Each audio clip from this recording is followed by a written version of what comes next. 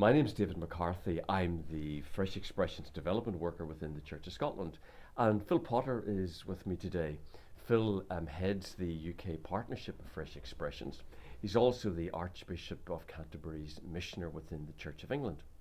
Phil, a couple of questions. First of all, Fresh Expressions as a partnership has been on the go now for a dozen years, and it's at a time of transition and change, which is always par for the course. Could you tell us a little bit about where we are at the moment? Yeah, it was started 12 years ago as an initiative between the Church of England and the Methodists, and then gradually more and more partners came on board over that time. But as an initiative, it sought to sort of put together some basic training programs and then basic forms of communicating, videos, stories, etc. to tell the story. But what we're talking about now is that this is really moving now, or has moved from initiative to movement. So everything that we're trying to do is asking the question, how do we encourage and release the movement that obviously has been gathering momentum? And of course the basic thing is that when you start initiatives, you create and you run an initiative. But that's the last thing you do with a movement, and with a movement it's all about how do we release it? How do we let it go?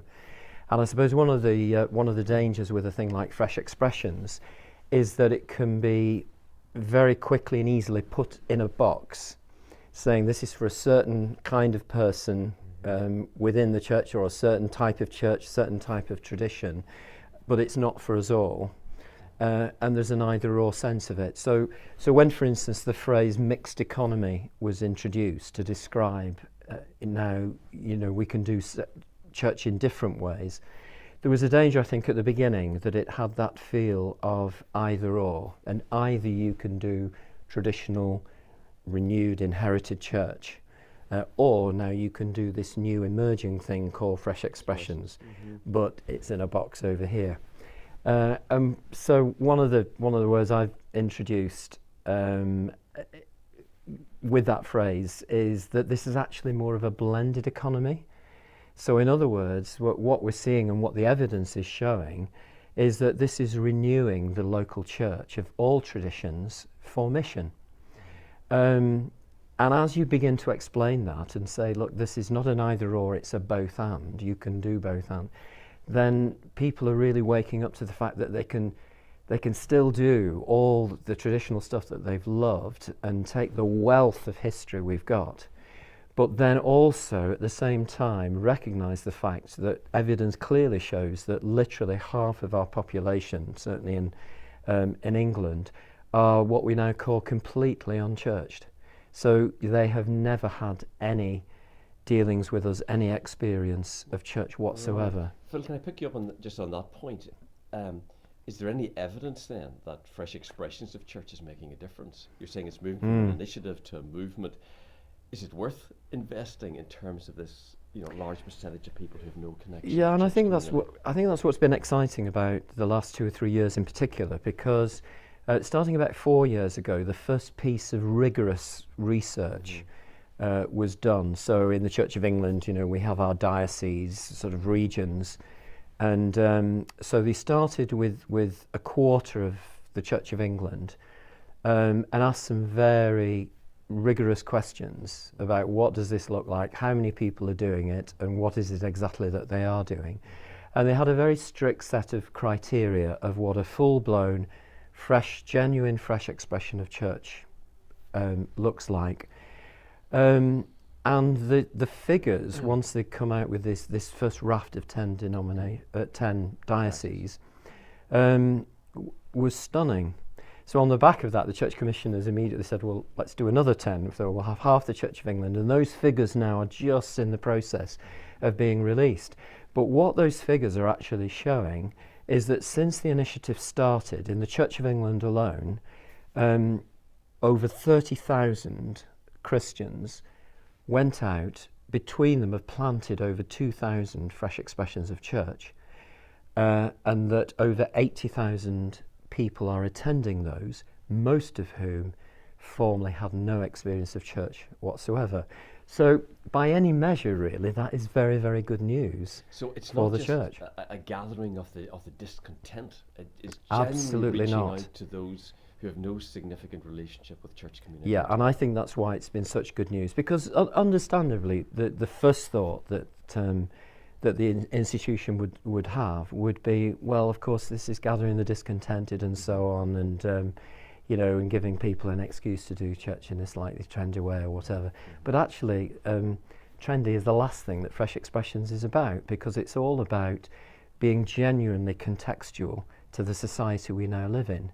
So we have a myriad forms of fresh expressions of church, many of whom gather and work with the elderly, for instance. So it's not just about a trendy way of doing church for young people. It's very broad, and it's touched the whole church, all traditions, and helped to renew the missional life of church right across the board and denominations across the board. And as I say, it is an exciting time now, because now we're seeing clear evidence that this has actually had a good impact. Maybe localise or focus it a little bit. What do you think this means for Scotland, for the community and communities here? What does it mean for the kingdom of God and being church in this part of God's world? Yeah, I think it's a wonderful opportunity for the whole church to refresh itself and renew itself and take fresh confidence in the gospel. Mm-hmm. Because I think for years and years and years, when people looked at things like mission and evangelism and so on, it felt very much for many people like putting square pegs in round holes, and people were being challenged, to do mission or to welcome people in a certain kind of way that people felt uncomfortable with. The good news about Fresh Expressions of Church is that it genuinely takes hold of the natural shape of people as God has made them, their natural interests outside of the church in the society and the context in which they live, and releases them to engage in mission in the most natural ways. And that's why I think it is such good news for the church, and certainly for the church in Scotland and the Church of Scotland, and particularly at a time where, in all of the denominations, in a way, confidence has been getting lower and lower, and people have been talking about declining numbers and all the rest of it, and how on earth do we turn this around? And why this is such good news locally is that it's saying this is not something for the professional experts. Mm-hmm. This is something that the evidence is showing that any church, however small, however struggling, any Christian, however introverted and shy and so on, that actually this is an easy way of everybody beginning to engage in this and see a complete turnaround in our fortunes as a church and its impact on society. So can I just pick up something there, that from what you're saying, this isn't necessarily resource intensive in terms of finance or even energy. It's running where there's a natural enthusiasm and energy. Absolutely. Particularly if folks are feeling really quite wearied within the church. Yes, yeah, absolutely. I mean, in the Church of England, it's very different, I'm sure, in your context, but they love to talk about, non-ordained people as being the laity, the lay people. Mm-hmm. And we have all our categories of licensing and accrediting the lay people who we allow, to do certain things. And in this research, they've actually created a whole new piece of jargon where we don't just talk about lay people, we talk about the lay, mm-hmm. which is talking about, your ordinary people in the pews with a faith who are being released to do this or are already doing it. Mm-hmm.